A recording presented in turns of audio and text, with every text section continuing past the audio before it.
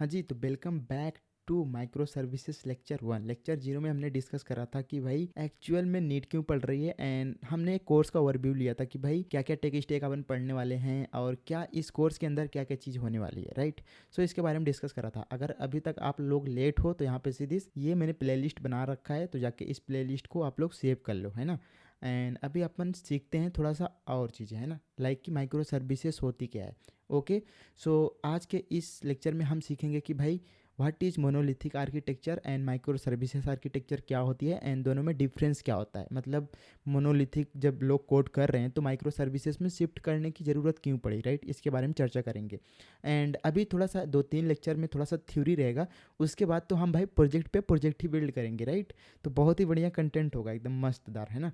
सो सबसे पहले समझते हैं कि भाई व्हाट इज़ माइक्रो सर्विसेज। लेकिन माइक्रो सर्विसेज को समझने के लिए हमें जानना पड़ेगा कि मोनोलिथिक क्या होता है, क्योंकि जो माइक्रो सर्विसेज है ना वो मोनोलिथिक के कुछ प्रॉब्लम की वजह से ही माइक्रो सर्विस आया, राइट। ये माइक्रो जो सर्विसेज होता है ना, ये एक तरीके का क्या है, सॉफ्टवेयर डिजाइन पैटर्न है, राइट। सॉफ्टवेयर डिजाइन पैटर्न है जो कि बहुत सारे प्रॉब्लम्स को सॉल्व करता है, जो कि मोनोलिथिक नहीं कर पाता, राइट। तो सबसे पहले समझेंगे कि भाई मोनोलिथिक आर्किटेक्चर होता क्या है। देखो अभी तक हम क्या कर रहे हैं, अभी तक हमारे पास क्या होता है, एक एक क्लाइंट होता है, ठीक है। ये अपना क्या है, लेट्स सपोज ये क्लाइंट है, राइट। यहाँ पे एक टेस्ट लेते हैं सिंपल सा। ये अपने पास क्या है, क्लाइंट है, राइट। ये क्लाइंट कुछ भी हो सकता है, ये एक वेब ब्राउज़र हो सकता है, या फिर एक एप्लीकेशंस हो सकती है, एंड्रॉयड एप्लीकेशन हो सकती है, या फिर डेस्कटॉप हो सकता है, राइट। कुछ भी हो सकता है, ये होता है। एंड उसके बाद क्या होता है, यहाँ पे एक सिंगल कोड बेस होता है, ठीक है। एक सिंगल कोड बेस, ये क्या है बताता हूँ, अभी थोड़ा देर में समझ में आ जाएगा, रुको अभी, है ना। सो एंड उसके बाद एक क्या होता है, एक डेटा बेस होता है तुम्हारा। यहाँ पे लेके आता हूँ, ये तुम्हारा क्या है, एक सिंगल डेटाबेस होता है। मेरे वर्ड को ध्यान से समझना है, क्या मैं बोल रहा हूँ, सिंगल डेटाबेस होता है, ठीक है। सिंगल डेटाबेस, तो यहाँ पे इसका नाम भी लिख देते हैं, क्लाइंट को ही कॉपी कर लेता हूँ मैं, ठीक है। यहाँ पे डेटाबेस, राइट। ये अपना क्या हो गया, डेटाबेस हो गया, राइट, सिंपल। एंड अब यहाँ पे देखो फुल स्टैक एप्लीकेशन में होती क्या है कि जब भी तुम कोई चीज़ बिल्ड करने जाते हो, लेट सपोज फुल स्टैक में क्या होता है, मान लो तुम एक यू कैन से एक रेस्टोरेंट एक एप्लीकेशन बिल्ड कर रहे हो, राइट। रेस्टोरेंट एप्लीकेशन, तो उसमें क्या क्या होगा, एक तो यूजर होगा, ठीक है, यूजर होगा। एंड उसके बाद क्या होगा, उसके बाद तुम्हारे पास जो भी रेस्टोरेंट होगा वो होगा, है ना। एंड उसके बाद तुम्हारे पास पेमेंट होगा, है ना, ऑर्डर होगा, एंड शिपमेंट होगा। तो ये सारी चीज़ें होती हैं एक फुल स्टैक एप्लीकेशन जब तुम बिल्ड करने जाओगे। तो इनके जो कोर फीचर, जो मेन फीचर हैं एक रेस्टोरेंट एप्लीकेशन बिल्ड करने का, वो यही है कि भाई एक यूजर होगा, एंड उसमें बहुत सारे रेस्टोरेंट होंगे, एंड उसके साथ साथ अपने ऑर्डर्स की डिटेल होगी, मतलब ऑर्डर होगा, है ना, एक ऑर्डर फीचर होगा, एंड दूसरा एक शिपमेंट फीचर होगा, ठीक है, शिपमेंट फीचर। तो ये सारे अलग अलग फीचर होते हैं, सिंपल, है ना। तो ये जो सारे फीचर बनते हैं ना, ये एक सिंगल कोड बेस के अंदर बनते हैं। Single code base in the sense कि एक सिंगल सर्वर पे ये सारे रन होते हैं। मतलब यहाँ पे मैं लिखता हूँ जैसे HTTP, यहाँ पे लोकल होस्ट, लेट सपोज ये अपना सर्वर किस पे रन कर रहा है, 8000, राइट, सिंपल 8000। तो यहाँ पे थोड़ा सा ऊपर करते हैं इसको, 8000, राइट। एंड ये जो अपना डब्बा दिख रहा है ना, इसी को हम क्या बोलते हैं, ये अपना क्या होता है, ये मोनोलिथिक आर्किटेक्चर होता है, मोनोलिथिक आर्किटेक्चर, ठीक है, सिंपल मोनोलिथिक आर्किटेक्चर। इसका कलर मैं थोड़ा सा चेंज कर देता हूँ, राइट। सो इस केस में होता क्या है, इस केस में जनरली ये होता है कि इसके अंदर जितने भी तुम्हारे कोर फीचर्स हैं, जैसे मैंने बताया यूजर, है ना, एंड उसके बाद तुम्हारा ऑर्डर हो गया, रेस्टोरेंट हो गया, तो ये सारे अपने कोर फीचर हो गए। तो ये जो जितने सारे फीचर बनते हैं ना, वो इसके अंदर होंगे। सारे फीचर किसके अंदर होंगे, इसके अंदर, एक सिंगल सर्वर के अंदर होंगे। तो यहाँ पे मैं लिखता हूँ इसको, यहाँ पे लेट सपोज मैं लिख देता हूँ फीचर 1, फीचर 1, एंड इसी के साथ फीचर 2, फीचर 3 एंड फीचर 4। या फिर यू कैन से यहाँ पे ऑथ भी लिख सकते हो इस तरीके से, है ना। ऑथ फीचर हो गया, ऑथ फीचर, एंड इसको 1 को हटा ही दो। एंड इसके अंदर लेट सपोज ये रेस्टोरेंट हो गया, रेस्टोरेंट फीचर हो गया, है ना। एंड इसके साथ साथ ये लेट सपोज ऑर्डर फीचर हो गया, एंड ये क्या हो गया, शिपमेंट फीचर हो गया, ठीक है। तो ये अलग अलग फीचर बनते हैं एक तुम्हारे फुल स्टैक एप्लीकेशन में। तो मोनोलिथिक में क्या करते हैं हम, सिंपल सा इस तरीके से एक सिंगल कोड बेस के अंदर हम क्या करते हैं, जितने भी तुम्हारे सर्विसेज होती हैं उसको लिखते हैं, है ना। सिंगल कोड बेस का मतलब क्या है कि एक सिंगल मतलब एक ही सर्वर पे, है ना। जैसे तुम्हारा 8000 पे एक सर्वर रन कर रहा है, तो उसी सर्वर पे सारी सर्विसेज बन रही हैं, ठीक है। तो ये चीज़ होता है। तो हम इसमें करते क्या है, जब एक बार तुमने एप्लीकेशन बिल्ड कर लिया, तो यहाँ पे क्या होता है, यहाँ पे एक सिंपल सा हम क्या सेंड करते हैं, रिक्वेस्ट सेंड करते हैं, राइट। सो लेट सपोज ये अपनी क्या है, रिक्वेस्ट है, रिक्वेस्ट, है ना। अब हम रिक्वेस्ट कर रहे हैं, लेट सपोज हम रिक्वेस्ट कर रहे हैं ऑथेंटिकेशन, मतलब हम एक यूज़र को रजिस्टर करवा रहे हैं, राइट। तो भाई ये क्लाइंट ही रिक्वेस्ट करता है ना, जैसे आप हो, आप वेब एप्लीकेशन चला रहे हो तो आप ही रजिस्टर करोगे ना, मतलब अकाउंट वगैरह क्रिएट करोगे। तो जैसे तुम अकाउंट क्रिएट करोगे एंड HTTP के थ्रू जब भी तुम रिक्वेस्ट मारते हो तो ये जाएगा इसके पास, सर्वर के पास, फिर बोलेगा अच्छा, मतलब एक मतलब राउट होता है ना कि /login या फिर /register किस पे अपने को भेजना है, तो वो उसी के हिसाब से इस पर डिसाइड करता है। क्यों? क्योंकि ये जो रिक्वेस्ट है ना, ये किसी के पास भी जा सकता है। यहाँ पे मैं ये कह रहा हूँ कि ये जो रिक्वेस्ट है ना, ये इसके पास भी जा सकता है, ये इसके पास भी जा सकता है, एंड ये इसके पास भी जा सकता है, एंड ये इसके पास भी जा सकता है ना, शिपमेंट के पास है। ये डिसाइड कौन करता है? जो तुम्हारा एंड पॉइंट होता है, राउट होता है ना। तो ये रिक्वेस्ट जो तुम्हारी है, ये किसी के भी पास जा सकता है ना। तो डिसाइड कैसे होता है कि भाई तुम्हारा एंड पॉइंट क्या है। लेट सपोज रिक्वेस्ट इस पे डाल रहा है, मतलब रिक्वेस्ट कर रहा है कि मेरे को एक यूजर को क्रिएट करना है, रजिस्टर करना है, तो यहाँ पे ऑथ वाले फीचर पे जाएगा, एंड ये फीचर क्या करेगा, जो भी डेटाबेस है इसके अंदर जाएगा, एंड यहाँ पे जो भी अपना डेटाबेस के अंदर जो भी डेटा वगैरह होगा यूजर का, उसको क्रिएट कर देगा, एंड फिर क्या करेगा, एक रिस्पॉन्स रिटर्न करेगा, ठीक है। ये क्या करेगा, एक रिस्पॉन्स रिटर्न कर देगा इस क्लाइंट के पास, है ना। तो क्लाइंट के पास रिस्पॉन्स आ जाएगा, एंड उसको पता चल जाएगा कि अच्छा हाँ, यहाँ पे यूजर क्रिएट हो चुका है, राइट। तो इस तरीके से यहाँ पे काम करती हैं सारी चीज़ें। ये रिक्वेस्ट फिर रेस्टोरेंट के पास भी जा सकता है, एंड फिर यहाँ से जाएगा, जो भी रेस्टोरेंट वगैरह होंगे वो डिस्प्ले कर देगा यहाँ पे, मतलब response as a response return कर देगा, एंड क्लाइंट के पास वो डिस्प्ले हो जाएगा। एंड इसी तरीके से वो ऑर्डर कर सकता है, ठीक है, एंड शिपमेंट का भी पूरा डिटेल वगैरह देख सकता है, ठीक है। तो ये जो अलग अलग फीचर्स हैं, इसको हम क्या बोलते हैं, अलग अलग सर्विसेज भी बोल सकते हो। ये अलग अलग सर्विसेज हैं, अलग अलग फीचर्स हैं, जो कि एक सिंगल कोड बेस के अंदर, सिंगल कोड बेस का इन द सेंस कि एक ही सर्वर पे रन हो रहा है। मान लो कि जो तुम्हारा सर्वर है वो क्रैश हो जाता है ना, क्रैश हो जाता है मतलब कि भाई डेड हो जाता है, राइट। मान लेते हैं कि भाई ये जो सर्वर है ना, ये क्या हो गया, ये क्रैश हो गया। तो क्या होगा कि तुम्हारे जितने भी सर्विसेज हैं, जितने भी तुम्हारे सर्विसेज हैं, चाहे वो ऑथ फीचर्स हो गया, फिर रेस्टोरेंट हो गया, ऑर्डर्स हो गया, शिपमेंट हो गया, ये सारी चलना बंद हो जाएंगी। क्यों? क्योंकि भाई सर्वर तो पूरा क्रैश हो चुका है, राइट। तो एक ये ड्रॉबैक हो गया है ना। उसके साथ साथ लेट सपोज कोई एक सर्विस यहाँ पे स्टॉप हो गई, लेट सपोज यहाँ पे जो तुम्हारी ऑथ सर्विस है, ऑथ फीचर्स है, वो क्या हो चुकी है, वो स्टॉप हो चुकी है। तो इशू क्या होगा, अब जो रेस्टोरेंट होगा, ठीक है, रेस्टोरेंट भी नहीं चलेगा, क्योंकि रेस्टोरेंट डिपेंडेंट है ना किसके ऊपर, यूजर के ऊपर। या फिर यू कैन से ऐसा बेस्ट एग्जांपल ले सकते हो कि ये ऑर्डर है, ठीक है, ये ऑर्डर जो भी ऑर्डर सर्विस है, ये किस पे डिपेंडेंट है, तुम्हारे इस ऑथ वाले फीचर पे, मतलब जो तुम्हारी ऑथ सर्विस है उस पर डिपेंडेंट है। क्यों? क्योंकि जब वो ऑर्डर करेगा तो भाई कौन सा यूजर ऑर्डर कर रहा है उसकी आईडी चाहिए यूजर की। तो आईडी तुमको कहाँ से मिलेगी, ये जो ऑथ यूजर है ना, इसके अंदर से ही तुमको यूजर मिलेगा, राइट। तो मतलब यहाँ पे क्या हो रहा है कि जितने भी तुम्हारे फीचर्स हैं, जितने भी सर्विसेज हैं, वो हर किसी पे मतलब एक दूसरे पे क्या है, डिपेंडेंट है, राइट, डिपेंडेंट है। अगर कोई एक सर्विस यहाँ पे स्टॉप होती है, कोई भी सर्विस यहाँ पे स्टॉप हो सकती है, ठीक है। जैसे मान लो ऑर्डर काम करना बंद हो गया, राइट, तो ये शिपमेंट भी नहीं चलेगा, ठीक है, ये भी नहीं चलेगा। एंड यहाँ पे अगर ऑथ सर्विस हो जाती है डेड, तो यहाँ पे ऑर्डर भी नहीं कर सकते, क्योंकि भाई यूजर का पता ही नहीं है, तो भाई ऑर्डर कैसे करोगे, राइट। तो ये सारे क्या हैं, ये सारे ड्रॉबैक्स हैं। और भी ड्रॉबैक्स हैं, जैसे मान लो लेट सपोज तुम्हारा यहाँ पे जो भी मैं खिचड़ी कर दिया इसको थोड़ा हटाता हूँ, एंड लेट सपोज तुम्हारा जो डेटाबेस है वो किसी रीजन से ये क्रैश हो जाता है, ठीक है, क्रैश हो गया, तो जितने भी सर्विसेज हैं, चाहे ऑथ सर्विस हो गया, रेस्टोरेंट सर्विस हो गया, ऑर्डर सर्विस हो गया, शिपमेंट हो गया, ये सब चलना बंद हो जाएंगी। क्यों? क्योंकि इनका जो डेटा सेव है, रेस्टोरेंट कहाँ पे सेव है, डेटाबेस के अंदर सेव है। ऑथ जो भी यूजर का इन्फॉर्मेशन सेव है वो कहाँ पे है, डेटाबेस के अंदर है। ऑर्डर की जो भी डिटेल है डेटाबेस के अंदर है, ठीक है। शिपमेंट की जो डिटेल है वो भी डेटाबेस के अंदर है। तो अगर तुम्हारा डेटाबेस ही क्रैश हो जाता है, तो उस केस में जितने भी तुम्हारे सर्विसेज हैं वो सब चलना बंद हो जाएंगी, क्योंकि इनका जो डेटा है ना, इस डेटाबेस के अंदर सारा डेटा रखा है। तो अगर यहाँ पे डेटाबेस ही क्रैश हो जाएगा तो एक भी सर्विस नहीं चलेंगी, राइट। तो ये ड्रॉबैक हो गया, राइट। इसी प्रॉब्लम को सॉल्व करने के लिए क्या आया, माइक्रो सर्विसेज आर्किटेक्चर आया है, राइट। तो देखो मोनोलिथिक के भी अपने कुछ बेनिफिट हैं एंड माइक्रो सर्विसेज के भी अपने कुछ बेनिफिट एंड उसके ड्रॉबैक्स भी हैं, राइट। अगर मैं इसकी बात करूँ मोनोलिथिक की, तो इसमें भी बेनिफिट है, जैसे कि अगर इसका डिप्लॉयमेंट की बात करें तो बहुत ही चीप में डिप्लॉयमेंट इसका हो जाता है, ज़्यादा इसे कॉस्टली नहीं होता है। अगर मैं रियल लाइफ की एग्जांपल की बात करूँ, ठीक है, रियल लाइफ एग्जांपल की बात करूँ, जो ट्रेन बुकिंग सिस्टम होता है ना, लेट सपोज यहाँ पे क्या है, सॉरी इसको मैं एक बॉक्स लेता हूँ, बॉक्स लिया एंड लेट सपोज ये तुम्हारा क्या है, ये तुम्हारा सेंट्रल टिकट सेंट्रल प्लेस है, ठीक है। ये क्या है तुम्हारा टिकट सेंट्रल सेंट्रल प्लेस है, ठीक है। जहाँ पे क्या है, मान लो एक ही ये क्या है, टिकट सेंट्रल प्लेस केवल एक ही है, ठीक है। अब मान लो बहुत जगह अलग अलग जगह ट्रेन मतलब बुकिंग हो रही है, ठीक है, जैसे अलग अलग सिटी में, है ना। यहाँ पे थोड़ा ऊपर करता हूँ, ये क्या है, ये अलग अलग यहाँ पे अलग अलग सिटी में यहाँ पे ट्रेन है, ठीक है। लेकिन बुकिंग कहाँ से होती है, बुकिंग केवल एक ही जगह से होती है। इस बात को समझो कि जो टिकट सेंट्रल प्लेस है वो एक ही है एंड इसी जगह से सारी बुकिंग होती है।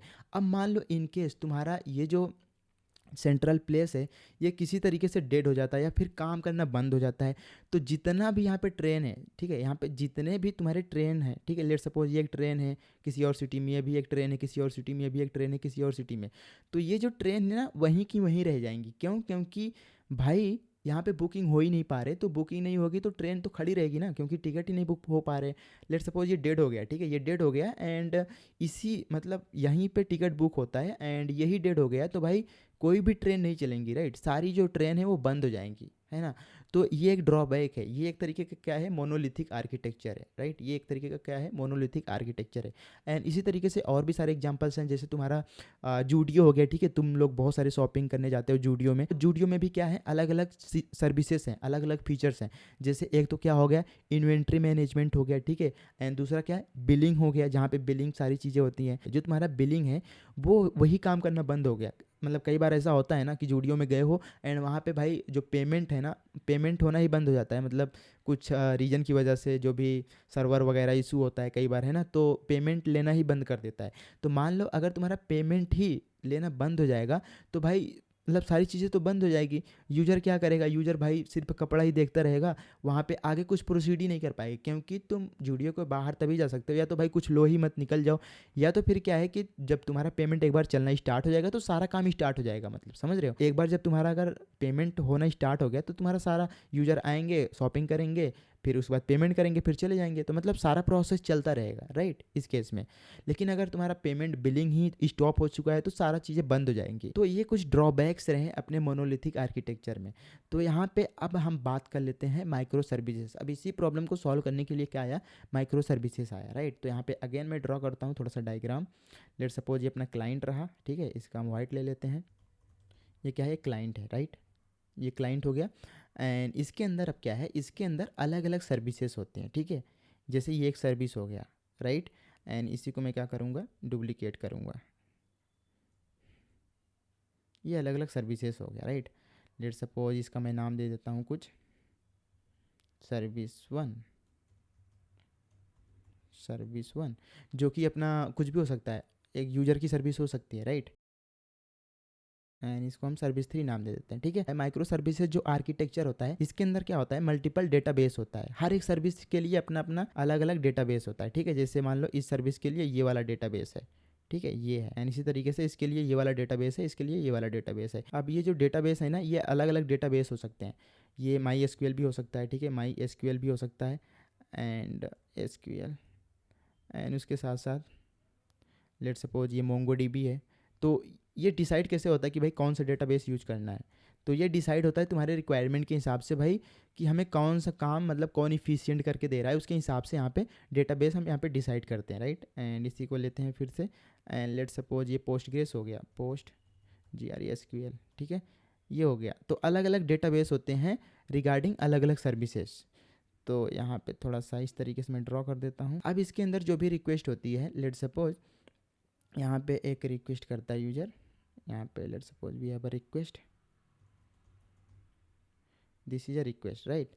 तो अभी यहाँ पे क्या है कि ये लेट सपोज ये ऑथ वाली सर्विस थी, ठीक है, ये सर्विस 1 है, सर्विस 2 है या फिर सर्विस 3 है, ठीक है ये। अब यहाँ पे क्या है कि लेट सपोज ये यूज़र रिक्वेस्ट करता है इस यूज़र के पास, ठीक है, तो यहाँ पे इसके पास रिक्वेस्ट जाएगी एंड इसके डेटाबेस में जो भी डेटा होगा यूज़र से रिलेटेड ये क्या करेगा, एज अ रिस्पॉन्स क्लाइंट को रिटर्न कर देगा, ठीक है।